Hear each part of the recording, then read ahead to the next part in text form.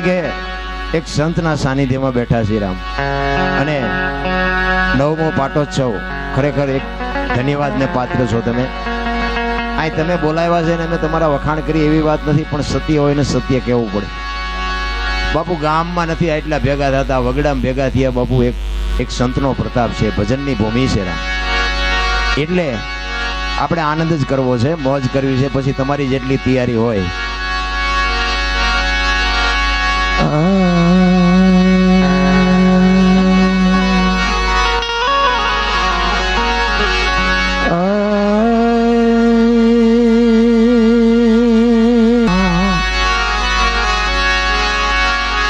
ગુણપત લાગા પાય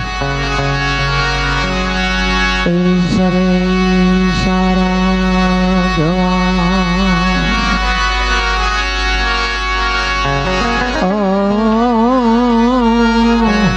દૂધ કરો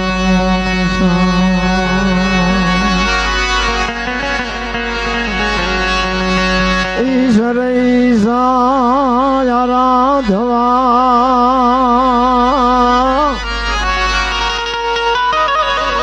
આકાશ જગત કરામ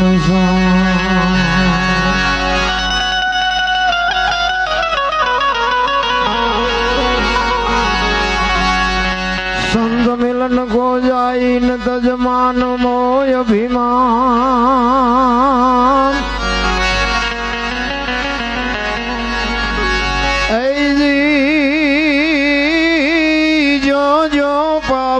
के धरो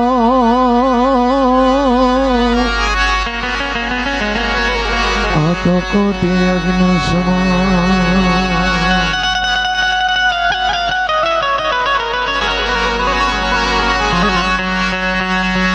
संत सपूत न दोमड़ा त्रणेय नो एक स्वभाव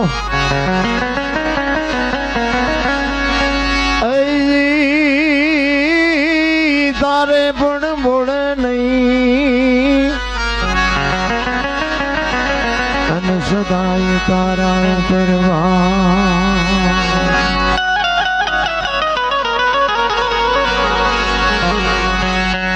સંતોએ તમને અને મને ખૂબ શાન કરી છે સંતવાણીમાં.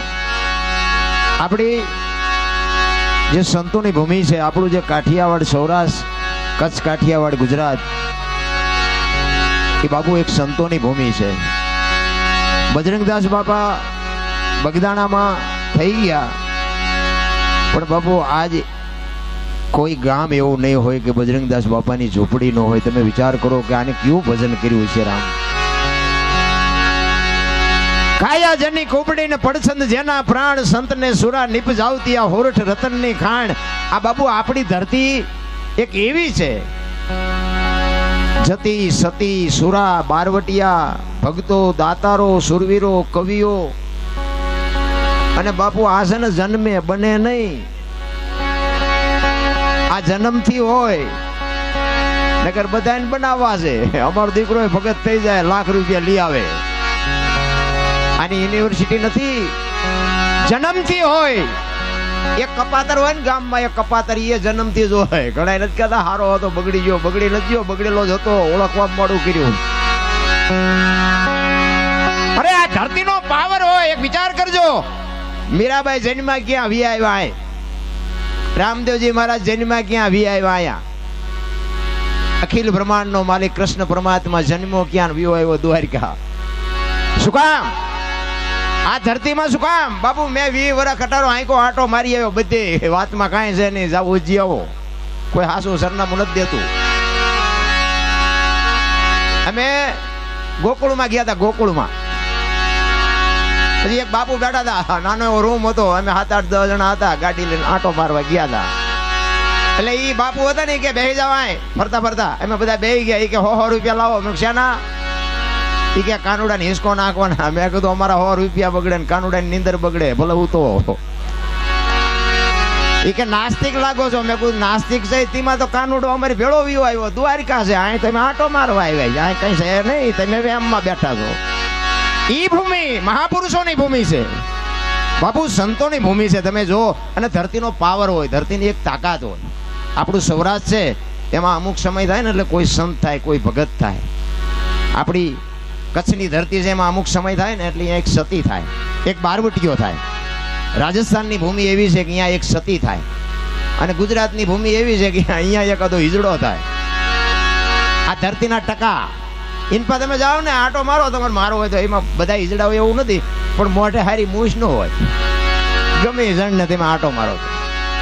અને આપણી આ ભૂમિ અને એમાંય આ પંચાળ બાપુ કંકુ વર્ણી ભૂમકા ને હરવો હાલે માર નર પટાધર નીપજે દેવ કોઈ ભલો પંચાળ ખડ પાડીને ખાકરા ને નહીં પાણાનો પાર ઈ વગર દીવે વાળું કરે ઈ દેવ કોઈ ભલો પંચાળ ધરતી લાપડિયાળ નદીએ પાણી આશરા ગાળે ગોહુંબા ગોવાળિયાની ભર પટાધર પંચાળ.